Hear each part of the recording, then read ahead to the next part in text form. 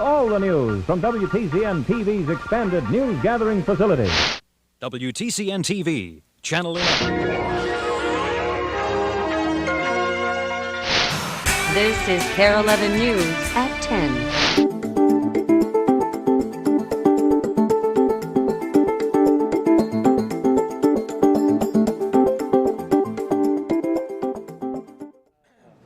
The Olympus stylus sells for $130.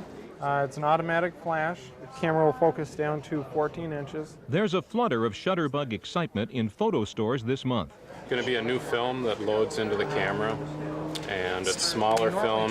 You'll never have to touch the film. It's the anticipation of a brand new approach to cameras and film. It's a nice concept. Anytime you can get something smaller, it's easier to travel. The new system is called APS, for Advanced Photo System. The big thing you'll notice is you never touch the film or the negatives. This is 35mm cassette, and you see the film. This is different, isn't it? The canister is different? Yeah, it's slightly different. It's oblong. It's not just the shape of APS film that's different. Look on the end of the film cartridge. A white spot numbering system shows whether the film is partly or fully exposed or has already been processed. Fully exposed and developed. On expensive camera models, you'll be able to reinsert partly exposed film and take additional shots. Notice there's no celluloid tail sticking out of the film can. Instead, there's a little door called a light trap. Well, the light trap opens as soon as the film is put into the camera, and then the film is put into the camera fully, so the consumer never touches the film. So what happened here is it took the film all the way out of the cassette, and as you take the pictures, it's going to count backwards and let you know how many photos you have left. So all the film is already unloaded? Yep, it's all pulled out of the cartridge. You never open the back door of the camera either, so the chances of someone getting the rear element dirty or pushing their finger through the shutter, that won't be a possibility anymore. The film is smaller, 25 millimeters as opposed to 35.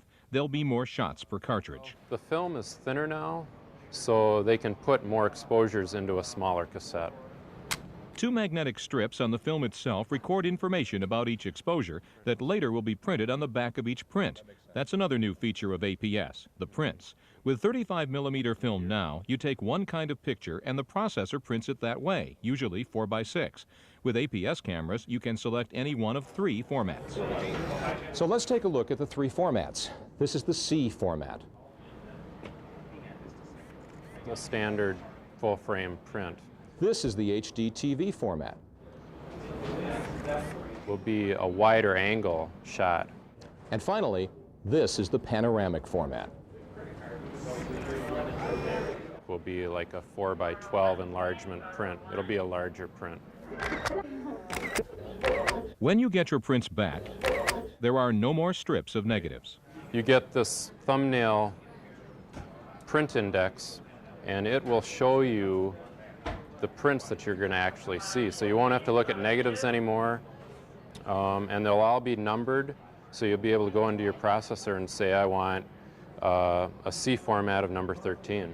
And you would get the cartridge back, which would have all the negatives inside of it. Right. There will be a lot of new concepts to absorb. You know, a 60 millimeter lens on this camera is going to be like a 75 millimeter lens on full frame 35 millimeter. So it's a whole new jargon. Mm-hmm. Do you think that consumers are going to like this? Oh yeah.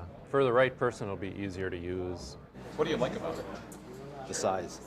The size and the fact you don't have to handle the negatives. What don't you like about it?